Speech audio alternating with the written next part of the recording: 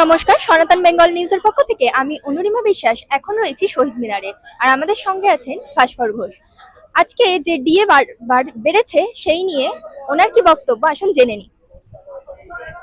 সংগ্রামী যৌথ মঞ্চ দল রাজনীতির বাইরে বেরিয়ে কর্মচারীদেরকে ঐক্যবদ্ধ করে বিগত 4 বছর ধরে লড়াই চালিয়ে যাচ্ছে, এবং সেই লড়াইটা তখন করেছে যখন এই রাজ্যে বিগত যে সরকার ছিল সেই সরকারের বিরুদ্ধে কথা বলার মতো সাহস খুব একটা বেশি মানুষ জুটিয়ে উঠতে পারতো না।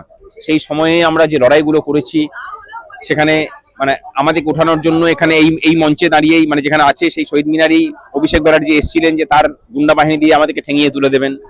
তার পরের দিন আমরা তার থেকে বেশি লোক জমায়েত করে এই মঞ্চেই গোটা মাঠ ভরি আমরা আন্দোলন করেছি।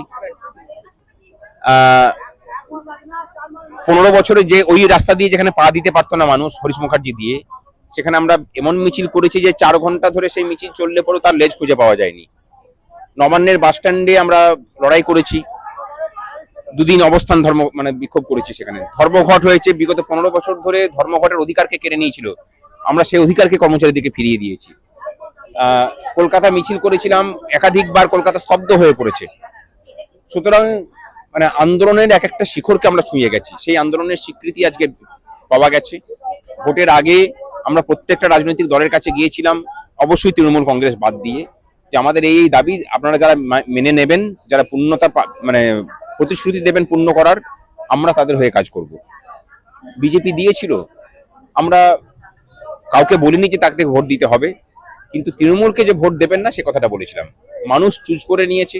কর্মচারীরা শুধুমাত্র সংখ্যা তত্ত্ব দিয়ে নয়, এবারে অন্তত সেটা প্রমাণ হলো কর্মচারীরা মানুষকে ম্যানিপুলেট করতে পারে, মানুষকে মোটিভেট করে পরে সরকারের বিরুদ্ধে অবস্থান নেওয়াতে পারে। সুতরাং কর্মচারীরা কত সংখ্যায় আছেন সেটা বড় ব্যাপার নয়, কর্মচারীরা কতটা প্রভাব বিস্তার করতে পারছেন এবারের ভোট সেটাও কিন্তু প্রমাণ করেছে। আজকে মুখ্যমন্ত্রীর কথাতে আমাদের সেই কাজটারই স্বীকৃতি পাওয়া গেছে।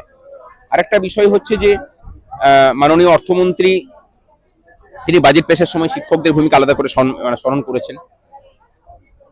দেখুন, এই বাংলাতে তো শিক্ষকদের এই ভূমিকাটাকেই বাংলার বিখ্যাত মনীষীরা দেখতে চেয়েছিলেন।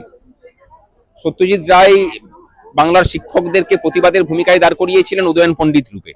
আমরা খুশি যে বাংলার বর্তমান যুগের শিক্ষকরা সেই উদয়ন পণ্ডিতকে বাস্তবে রূপদান করতে পেরেছে, এবং তার স্বীকৃতি ক্ষমতার অলিন্দ থেকে পেয়েছি আমরা খুশি। এবং যে 20% ঘোষণা হয়েছে বাকিটাও মিটিয়ে দেওয়ার কথা আজকে মুখ্যমন্ত্রী বলেছেন। বাজেটে 1 অক্টোবর থেকে দেওয়ার কথা হলেও মুখ্যমন্ত্রী এবার পরে প্রেস কনফারেন্স করে সেটা 1 সেপ্টেম্বর করেছেন, বাকিটা মিটিয়ে দেবেন বলেছেন। আমাদের এখন যেটা মুখ্যমন্ত্রীকে অনুরোধ করছি যে সুপ্রিম কোর্টের রায় মেনে গ্রান্টি নেডের কর্মচারীদের জন্য যে নোটিফিকেশন জারি করার কথা ছিল সেটা তিনি করুন। আর চাকরি প্রার্থীদের কথা, মুখ্যমন্ত্রী সাধারণত কাউকে ভোলেন না, চাকরি প্রার্থীদের আন্দোলনের পাশেও কিন্তু তিনি বারবার থেকেছেন।